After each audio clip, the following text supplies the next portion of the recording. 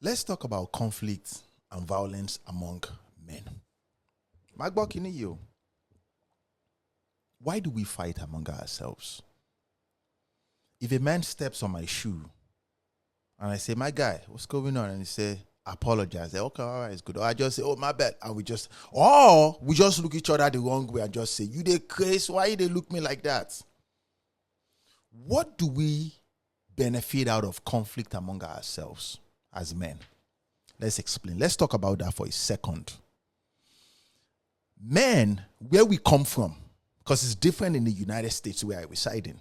It is different in Africa where we come from, where we go into conflict to test each other's backbone. Let me say that again. We go head to head to test each other's muscles on our backbone. Now, we can decide and say, do you prefer we do it one-on-one like fist, or we get guns, or we use gang for gang? A rich man is not going to fight with you. A rich man is just going to say, you're going to see my hand. That is connection for connection. If you have stable and solid connection too, you're going to say, okay, yeah, sure, I dare here anytime when you come here. Me say a full ground. Now, in the United States, it is not like that. And I kind of understand why it's not like that, because the men are raised by women. It is the feminine way not to apply integrity when it comes to conflict. Integrity is very, very important when it comes to conflict resolution. Conflict resolution does not mean violence is not displayed. Let me explain this.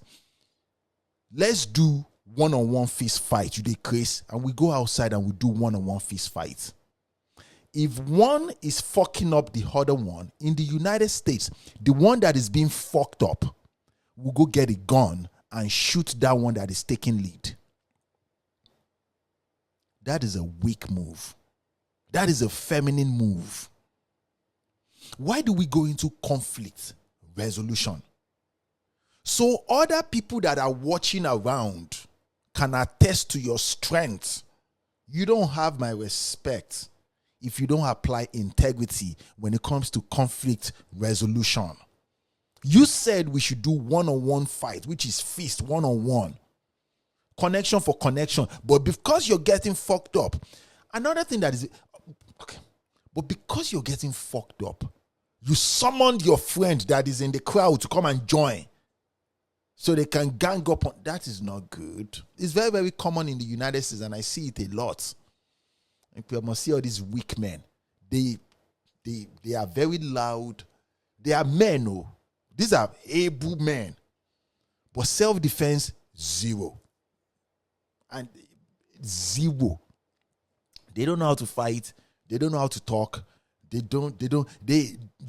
look, I'm talking about the men right now. In the United States where we live, they look like men, but they operate like women. And I kind of understand, because they are raised by women.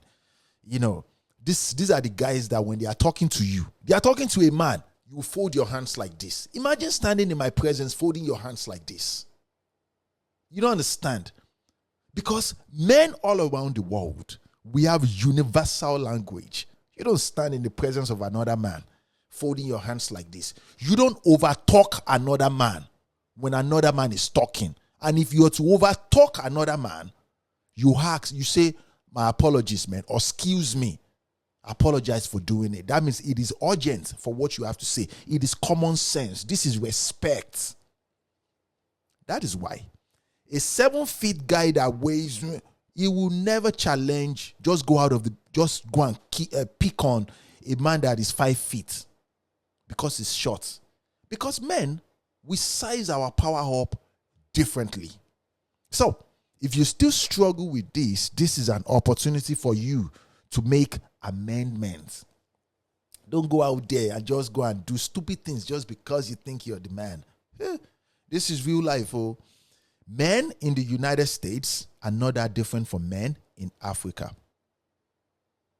Those men are not that different from men in Asia.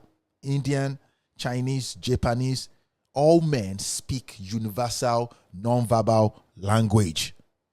Continue to be well, friends. Be well.